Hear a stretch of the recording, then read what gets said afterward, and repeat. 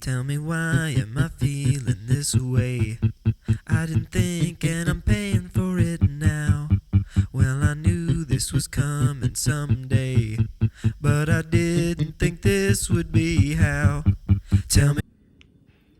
Hi, I'm Liz Spear, and well now Liz Esposito. And in this class, we're going to learn how to make your own surgical mask, and it'll fit sort of to your face because we did put this dart in here, so it'll go under your chin, so it will fit like this and ties in the back. What you need to be able to make this is you'll need some type of cotton-based fabric. This is muslin. If you don't want to map out your own pattern to cut it in paper, you'll need a 11 by 7 paper towel. Some type of taping. This is the herringbone taping, but it could be twill tape, it could be the satin taping, or anything similar that you'll be able to use as the ties. A sewing machine, as well as thread, of course, and bobbin, the pins, fabric shears, and some type of ruler or tape measure. And if you don't have a sewing machine, it is possible to hand sew them, although it is going to take a lot longer. Right now, this is a very scary time in America and the world, and my heart goes out to all of the people that do have this disease or have family members that have gotten this virus. And hopefully we can all do our best to self-quarantine and prevent the spread, and we can get on top of this and get this all taken care of and hopefully get this in the past. So hopefully this mask will be one way to help do that. I hope you all enjoy taking this class and everyone stay safe and healthy. It's pretty simple to make. I do want to point out that these masks are not like approved by anyone and not proven to like keep out coronavirus or any other virus, but for your own peace of mind, if you want to be able to make a mask face covering that's just like the surgical style. The first step is getting your muslin fabric, and then you can make your own template, or I'm just simply using a sheet of paper towel, which is exactly 7 inches by 11 inches for the template for the mask. So just set it on top of your fabric. You don't really even need to pin it down, and then just cut along the edges so that you have your fabric rectangle the exact same shape as this.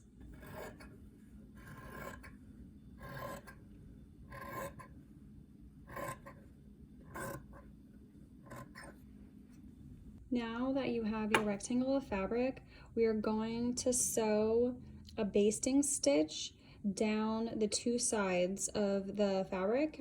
And a basting stitch is just a looser stitch that has like a wider, so less stitches per inch. It's going to be a wider stitch that's going to make it easier for us to pull and ruche the fabric so that it will bunch up on the sides, so it'll fit our faces better.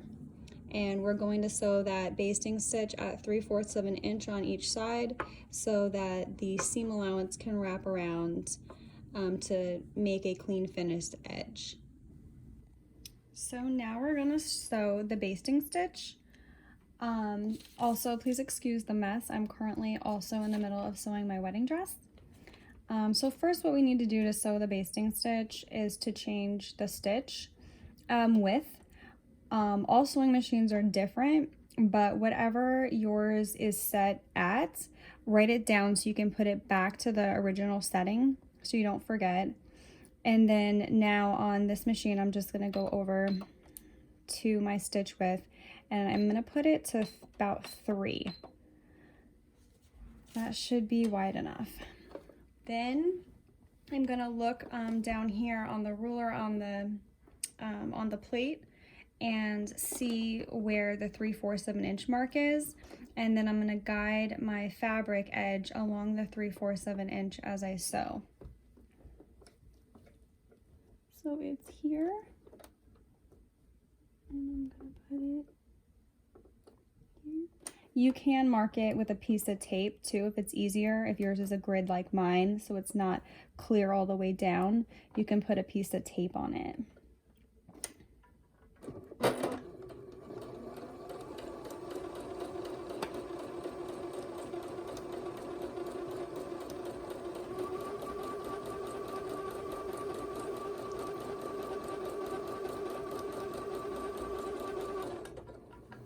And then leave a tail on it so that we have something to hold on to when we pull, when we're ruching this together. So leave a bit of a tail when you cut. Then I'm just gonna do the same thing on the other side, and then we'll begin to kind of shear it together.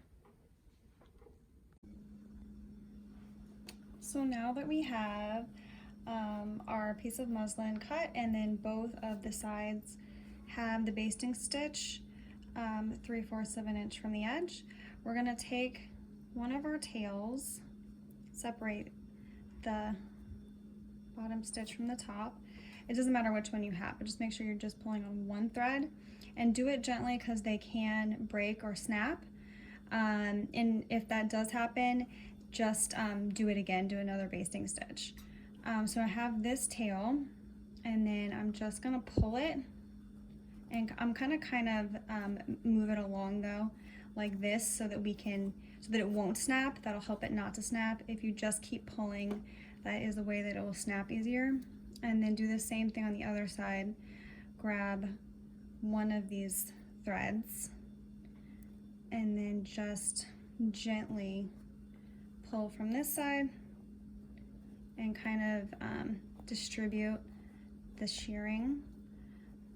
And then it's not gonna be equally distributed. It is gonna completely ruche up like this, because most people's faces, to keep it to their face, we need the ends like this to be all bunched up. So once we get it pretty bunched up, so like about this far, we can measure this and see what this is at. So we ruched it about 2 inches. And then we'll do the exact same thing on the other side. And then we'll look at how we're gonna fold this over. It is gonna be like a lot of seam allowance. I'm leaving about this much on the inside. And this is where, in here, we're gonna put that pipe cleaner or the twist tie little metal piece. I'm just leaving this much just for breathing room, and also I feel like if there's a thicker piece of fabric, it may be a little more beneficial in keeping air out.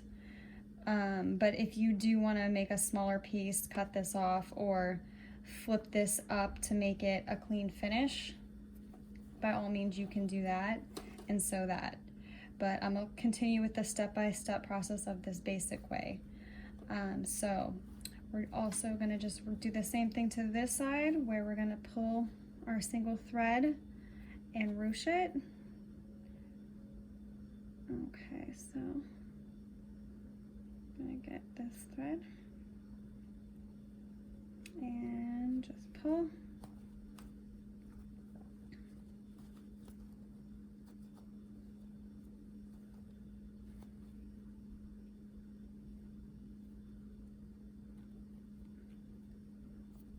And just pull. And now this side is also done.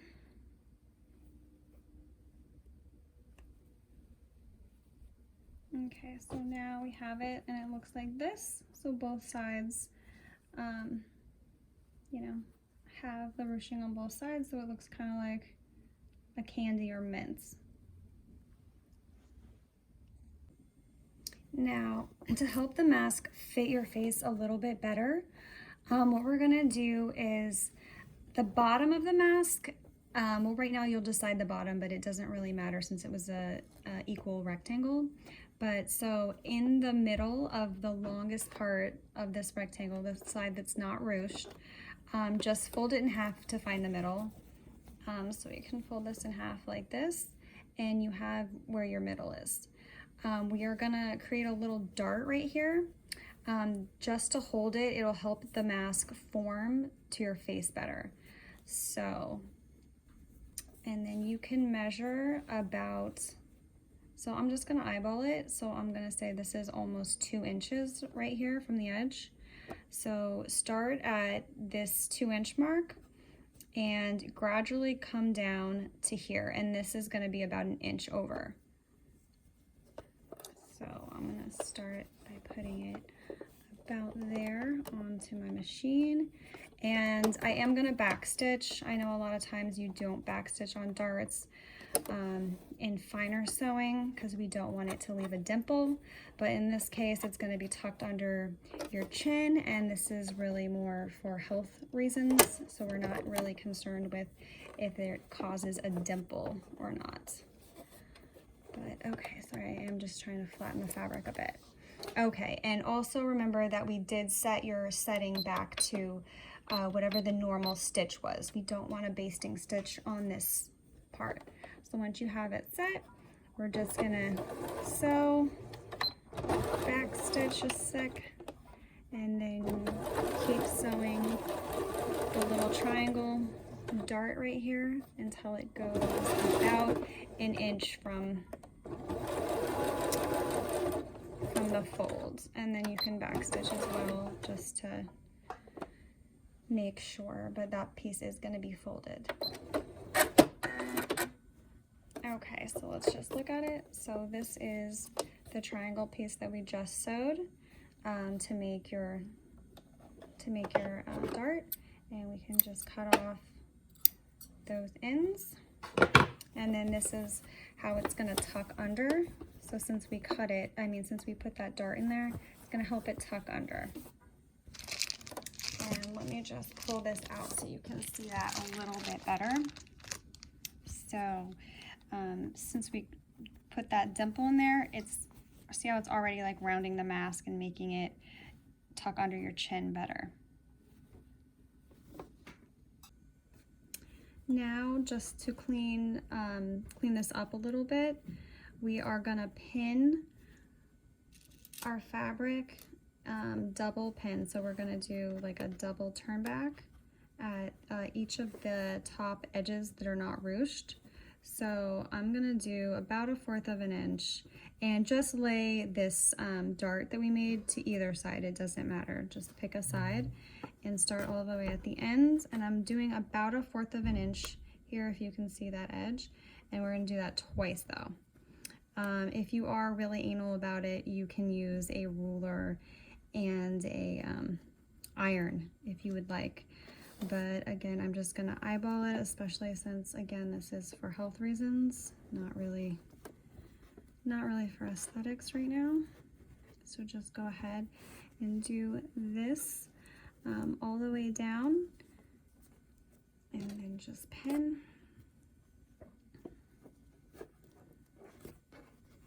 And that one is a little sloppy, but we can do it again.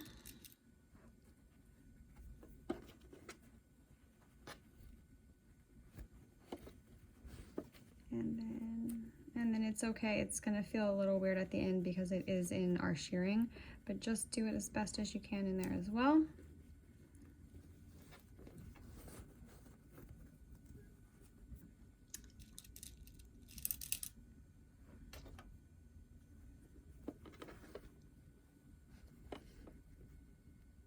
Okay, so then we have this side with the double turn back at about 1/4 of an inch, and then the top edge as well, we're going to do the exact same thing, and then we will stitch it down. Okay, now that we have the top and bottom edges pinned, I'm gonna put it in to sew in our sewing machine, and we're just gonna be guiding right along this edge. And you can kind of tuck it tighter and keep it nicer as you sew.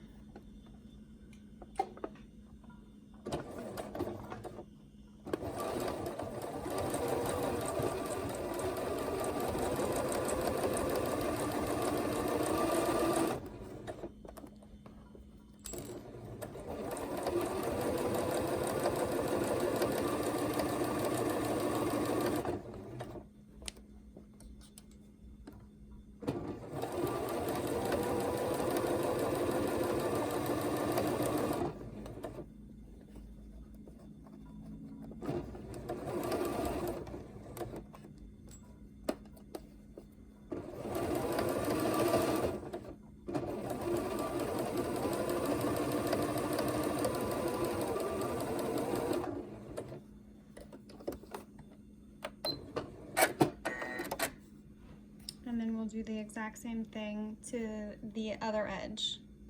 So I'm now sewing on the other side, and again, we're just trying to guide the needle to be sewing on this very edge of this fabric.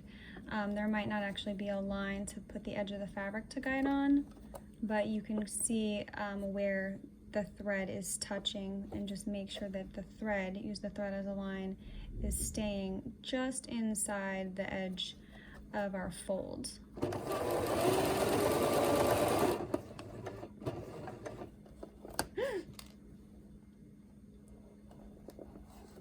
And do not catch yourself on a pin like I just did. Super fun.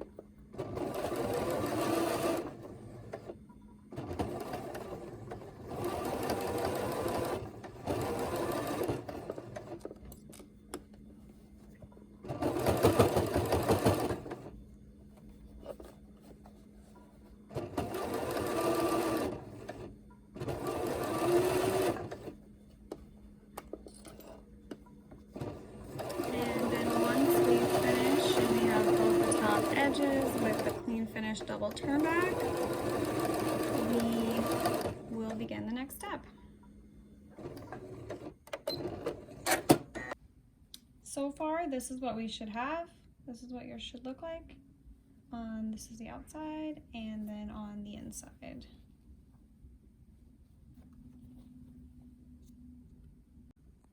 Now we're gonna cut our herringbone taping, or whatever you used. If you have twill tape, or even just the satin taping, or even if you have some type of other, maybe not really yarn, but if you have any other kinds of taping like this, it's fine. So we're gonna cut it 42 inches for each side. So we're just gonna go ahead, go down to 42. And we're gonna cut 2 of those. So if you wanted to have doubled it up and cut it,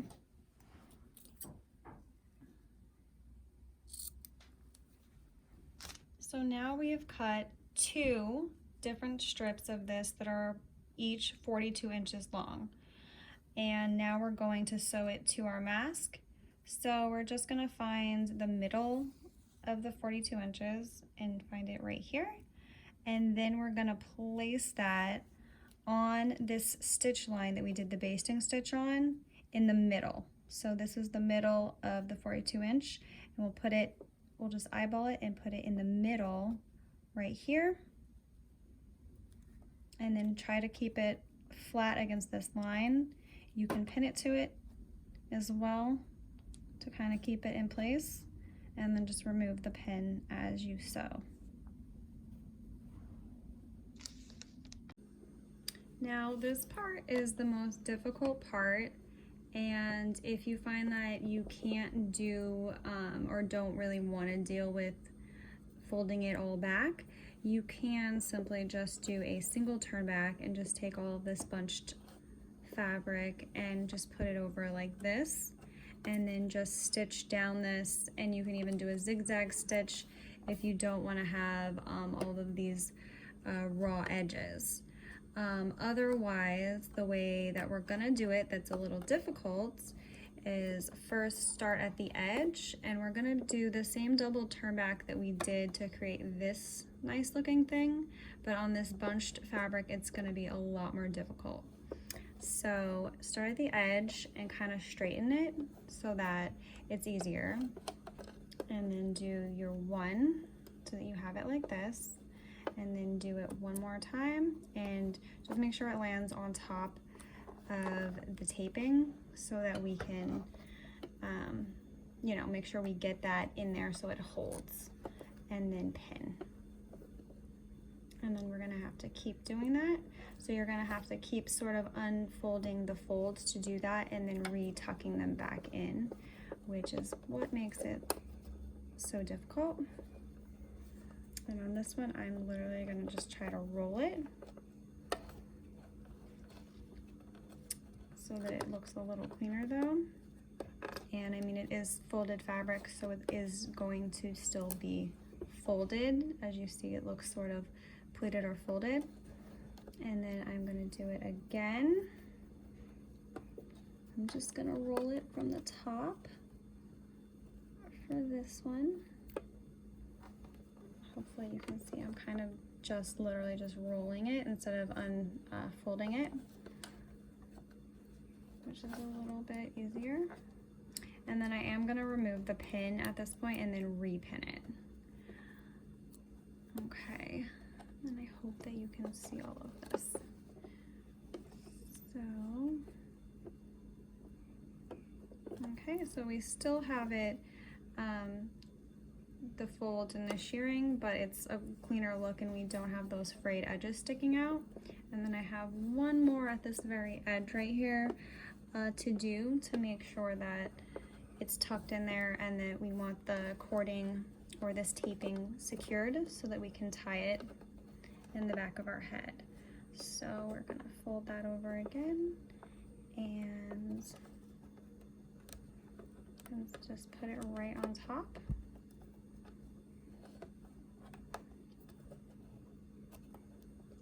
And then just make sure that this piece is tucked as well, because I sort of untucked that somehow.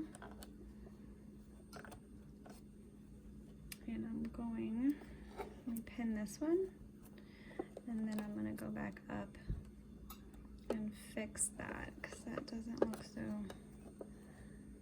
so hot right there. Okay, so this one I'm going to just repin.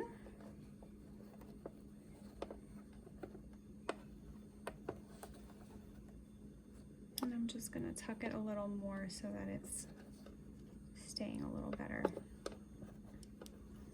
And again, if it is too much, you can create a binding, which I did one with a binding before, or you can just not really worry about the fray edges that are showing at all, and you can just turn it back once.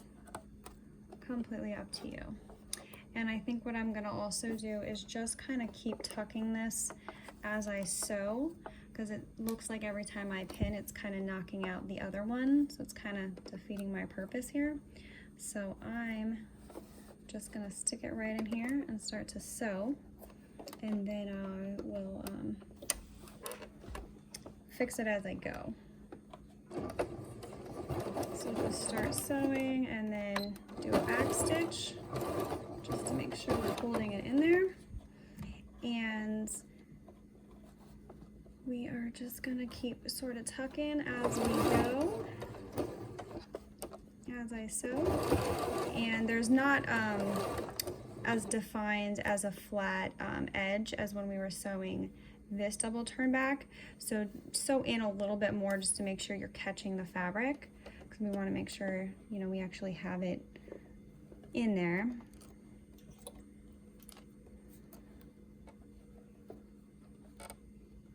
And then let me just tuck this.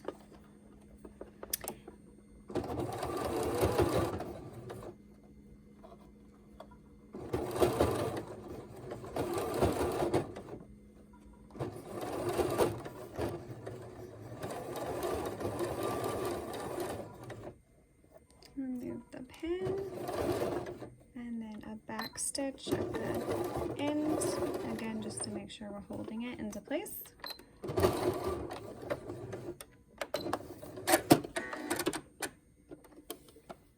And then we have something that looks like this.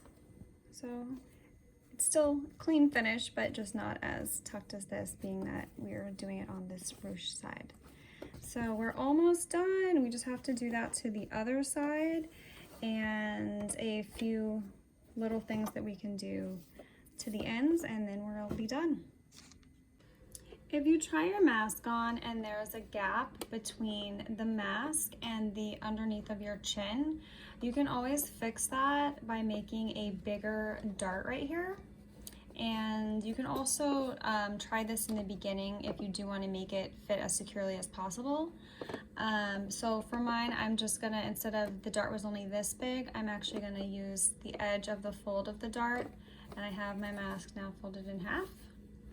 And I'm gonna just re-sew following the edge of this, and it's gonna make it this much deeper. So when I reopen it, it'll have taken out all that much more fabric.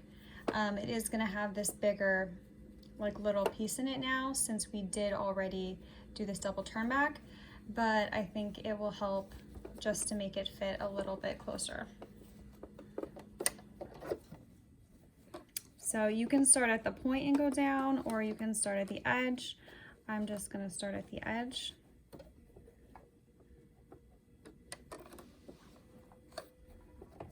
And again, just sew, reverse, and then keep sewing, and just following this as my guide.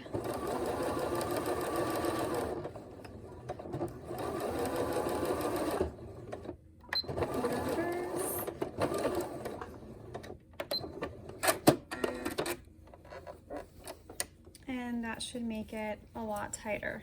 So we can try it on now and see. So now there's a tiny bit of a gap, but it fits underneath a lot better. And then also I was just showing in the other video, when you do the double turn back on this top edge, it actually fits pretty good if you tie it tight. But if you want it even more secure, you can get one of those little metal twist ties that come on usually plastic bagged items, and then it has the little twist tie that you tie around it. You can get one of those, and you can sew it in the middle section right here in the double turn back. So the metal will help form it to the bridge of your nose and keep it in place, and make sure that like not very much air or anything can get in. But this is pretty secure. As you can see, it's pretty much flush. One more thing that I did want to share was I found that if you, in a different version of the mask that I made, if you just use a twist tie, or even maybe a pipe cleaner would work, but something that has this metal in it that bends, you can put it, when we did that double turn back at the top edge, you can sew this inside in the middle, and that way that this can form to your nose. See how it like keeps its shape? And it will help so that there's less of a gap, and it'll stay closer to your face. So this is just another option if you choose. So the last step is just to tie off the ends so that they don't fray. So literally just make a knot at the very ends and tie them off. Do that to all the ends. And then we have our surgical mask, which we are just going, you can put completely over your face, and then you can tie in the back.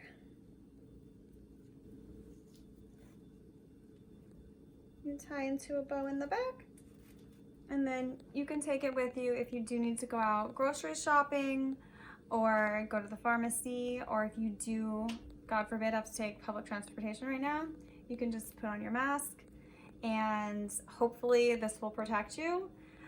Again, make sure you're using a cotton-based fabric, something breathable. This muslin works really well. If you don't have fabric and the fabric stores are not open, you can always use an old shirting fabric like this. You might also, if you do have a cotton jersey like t-shirt fabric, you might also be able to use that as well. But this is how to make your own mask. I hope you all enjoyed the video, and I hope that you all stay safe and healthy. Thank you for taking this class.